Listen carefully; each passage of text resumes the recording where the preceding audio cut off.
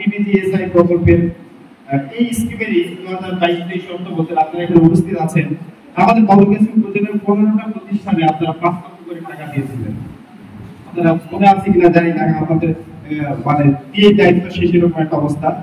এখানে 15 জন অসচ্ছল শিক্ষার্থীকে 5,000 করে টাকা এবং 10 জন প্রতিবন্ধী শিক্ষার্থীকে 5,000 টাকা করে একটা উপবৃত্তির আপনারা ব্যবস্থা করেছিলেন এই প্রকল্পের আওতায়। আমার জানা মতে একজন শিক্ষার্থীকেও এই টাকাটা সুষ্ঠুভাবে দেওয়া হয়নি, একজন শিক্ষার্থীকেও দেওয়া হয়নি। এখন আপনারা কর্তৃপক্ষ এখানে আছে, মানে আপনারা কিভাবে এই কাজগুলো বাস্তবায়ন করেন এটা আসলে আমাদের বোধগম্য নয়।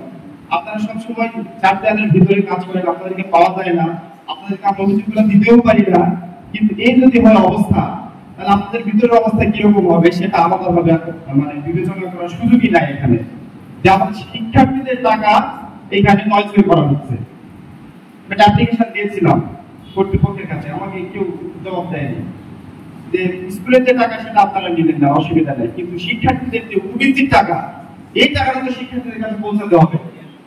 এতটুকু মানে জবাবদিহিতা আপনাদের মধ্যে নাই, এতটুকু শিক্ষার্থীদের কাছে টাকা পৌঁছানোর মতো দক্ষতা সক্ষমতা আপনাদের মধ্যে নাই, তাহলে আপনাদের এই প্রতিষ্ঠানগুলো নিয়েও আমাদের যথেষ্ট প্রশ্ন আছে। আপনারা কি করেন? শিক্ষার্থীদের টাকা শিক্ষার্থীরা পায় না, আমরা জবাব চাইতে গেলে আপনারা দিতে পারেন না, তাহলে আমরা কোথায় যাবো? আপনারা তো দায়িত্বশীল, আপনাদের কাছ থেকে যদি আমরা এগুলা না পাই তাহলে কোথায় যাবো বলেন? মাধ্যমিক অফিসে গেলে পাই না। আর বিগত 15 বছরে তো যতগুলা এখানে শিক্ষা প্রতিষ্ঠান আছে সবগুলা দলীয় ভিত্তিতে নিয়ম। এমন কোন প্রধান শিক্ষক নাই, এমন কোন সহকারী প্রধান শিক্ষক নাই যার দলীয় পরিচয় নাই। পরিশেষে আমি আরো বলতে চাই যে শিক্ষকদের উপর থেকে আমাদের বর্তমান সময়ে আমরা যেটা দেখি যে শিক্ষার্থীদের সম্মান করতে উঠে গেছে।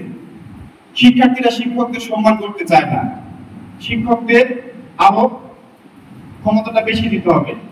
কোন শিক্ষার্থীকে শাসন করা যায় না, শিক্ষার্থীকে শাসন করলে এমন অসুস্থ ঘটনা আছে আমাদের বাংলাদেশে যে ওই শিক্ষককে ছাত্রের দ্বারা বাইরে আন্দোলন শিকার হতে হয়।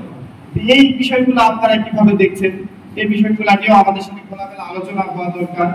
এবং শিক্ষকদের যে নীতি, যে শাসন করতে পারে না বাচ্চাদের, নিয়মিত অভিভাবক সমাবেশ আপনাদের তো হয়তো নীতিমালার মধ্যে আছে, এই অভিভাবক সমাবেশটা শিক্ষক, শিক্ষার্থী, অভিভাবক এই তিনটা বিষয়ের সমন্বয় না হলে একজন শিক্ষার্থী কখনোই সুনাগরিক বা সুসন্তান বা সুছাত্র যেটাই আমরা বলি কোনোটাই হওয়া সম্ভব নয়। এই বিষয়গুলোতে আপনারা আরো বেশি গুরুত্ব দিবেন, গুরুত্ব দিয়ে বিবেচনা করবেন এবং প্রত্যেকটা বিষয়ে আপনাদের কাছে আমাদের দাবি থাকবে যে স্বচ্ছতা এবং জবাবদিহিতা যাতে নিশ্চিত হয় সে বিষয়ে আপনারা লক্ষ্য রাখবেন।